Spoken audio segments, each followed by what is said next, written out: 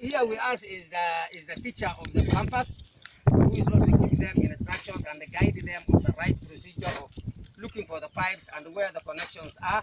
Here also we have the area chief Muhammad Isaac, who is also very helpful in this implementation of this project. There also we have the CoDHNet staff. We have the Mr. Ismail, we have Mr. Said, and the other members. Here the students are also very keen to watch how the pipe is being looked for. They are using measurements to look for the pipe. Now we shall give, at least we shall give the chief to say a word. Chief, okay. Chief Sasa.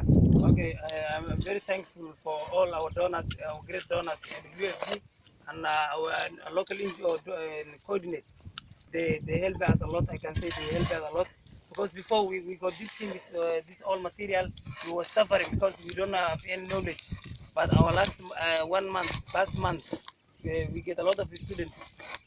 I can say this it was necessary session project, and I say thank you, and we hopeful to get more students, to get more benefits, to get everything, because I can say WFB they help us a lot to get a scoop from them before for refugee camp, IDP camp, and we get a lot of support like schools. And now we can see they give us a part of another project which is helping us good for our community.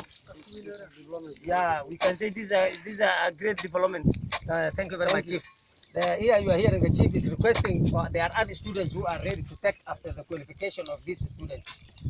Now there are students who are actually asking for more recruitment, but the accommodation we can accommodate is 84.